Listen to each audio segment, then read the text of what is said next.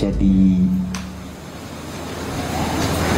tidak ada satupun orang yang bisa mencapai pemurnian diri ini hanya sekali meditasi, sekali usaha beres, dia nggak ada.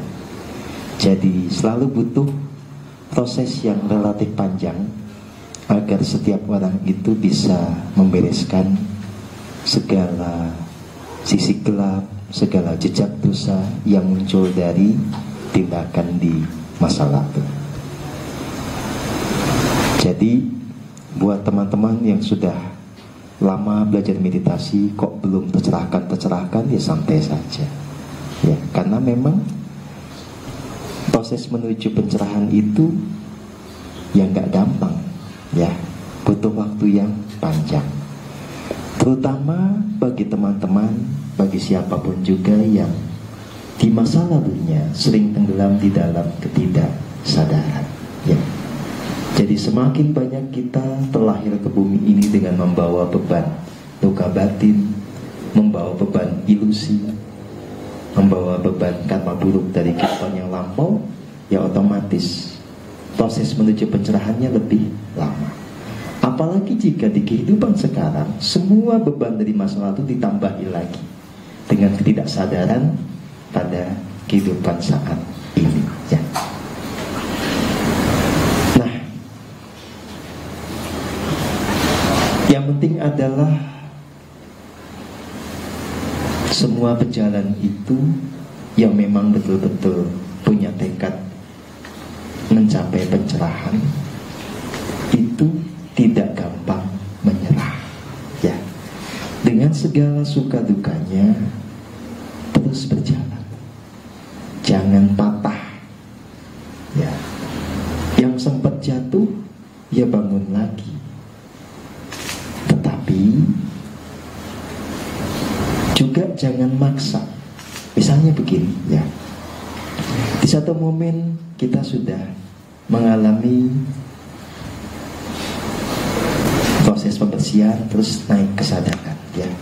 Pencapaian dimensi kita itu naik karena satu dan lain hal, karena kesalahan kita sendiri, terus kita jatuh.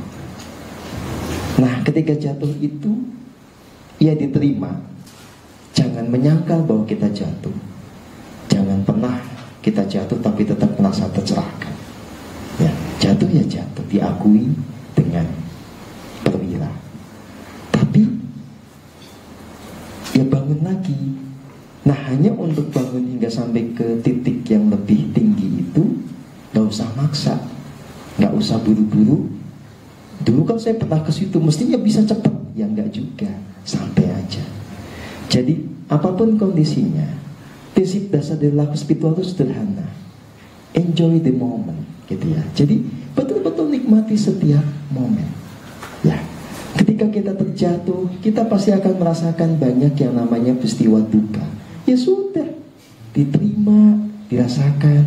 Jangan nafsu gitu loh ya, untuk cepat-cepat kembali ke surga yang nyata. Gak bisa begitu, ya. Justru kita ini, ya, dengan segala dinamikanya itu diajari untuk menjadi jiwa-jiwa yang penuh penerimaan, full of acceptance, ya, gitu.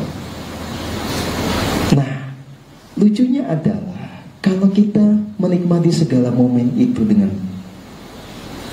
dinamika suka dan dukanya, itu justru menjadi pemicu kita untuk lebih cepat naik ke kondisi yang lebih selaras. Tapi semakin maksa, semakin gak jadi, ya, begitu. Berikutnya, ya,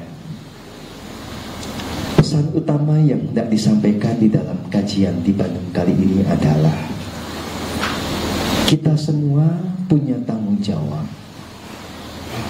untuk menyebarluaskan kesadaran yang murni yang membantu setiap manusia untuk keluar dari yang namanya roda samsara atau siklus penderitaan. Banyak orang sama dengan kita, ya, menjalankan laku tertentu dilandasi kehendak atau tekad untuk menemukan kebahagiaan sejati, terbebas dari penderitaan.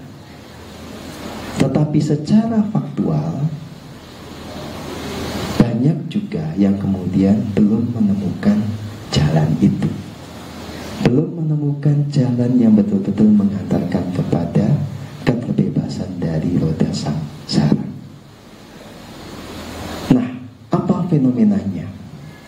Ya, sebagian diantaranya adalah karena mereka kadung berasumsi bahwa keselamatan itu datang dari kepercayaan dan pemujaan pada satu tokoh yang dianggap tercerahkan. Ya, padahal kalau kita menghayati bagaimana semesta ini bekerja,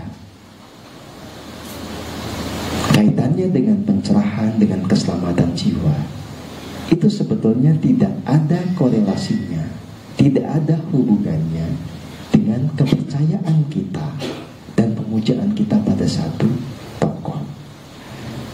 Ya, apalagi kalau tokohnya belum tercerahkan. Tokohnya tercerahkan saja, kalau Anda pola relasinya adalah percaya pada dia dan memuja dia, ya Anda gak akan dapat apa-apa. Ya, karena tidak ada yang namanya transformasi. Ya, misalnya kita mengagumi satu sosok Kristus, mengagumi sosok Adi Buddha. Kalau kita hanya percaya, ya benar, ya ini adalah Kristus yang tercerahkan, ini adalah Adi Buddha yang tercerahkan, kita memuja, itu gak membawa apa-apa. Tidak ada yang namanya transformasi jiwa. Tetapi kalau kita kemudian menghayati betul apa yang diajarkan oleh para Kristus, oleh para Adi Buddha, secara bertahap kita memurnikan jiwa raga sesuai dengan tuntunan agung mereka. Setahap demi setahap kita melepaskan segala keangkaran murkaan di dalam diri dengan metodologi yang mereka kembangkan.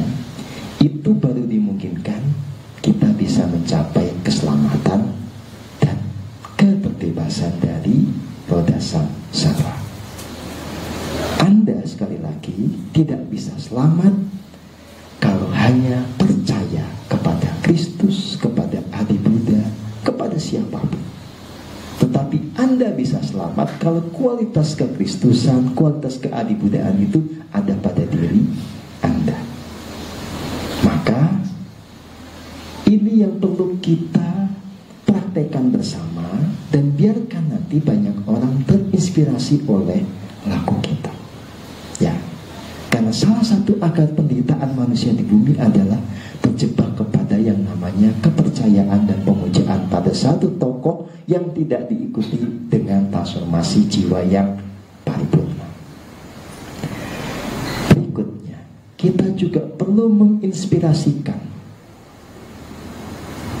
ya, bahwa jalan keselamatan ini itu tidak terletak kepada afiliasi kita terhadap satu institusi religius. Keselamatan dan kebebasan kita dari roda samsara tidak ada kaitannya dengan keterikatan kita pada satu label spiritualitas. Ya, jangan mentang-mentang, wah saya pengikut Kristus pasti selamat gitu. Ya enggak, itu kan pengakuan. Ya, sama saja kalau kita mengatakan saya ini mengikuti jalan Buddha. Ya, ini satu-satunya jalan keselamatan. Anda pasti selamat gitu? Ya enggak juga. Ya, jalan apapun yang Anda tempuh, label apapun yang kemudian melingkupi diri Anda, itu bukan penjamin keselamatan. Yang memastikan keselamatan adalah kebenaran dari laku Anda sendiri. Kalau Anda misalnya belajar tentang jalan kebudaan, yang membuat Anda selamat itu bukan label Budanya, tetapi tindakan Anda yang nyata, sebagaimana dituntunkan oleh para Adi Buddha atau para orang-orang yang mencapai pencerahan. Ya, kalau Anda betul-betul bertransformasi sesuai dengan tuntunan agung mereka, ya tentu secara matematika semestanya kita punya probabilitas tinggi untuk mendapatkan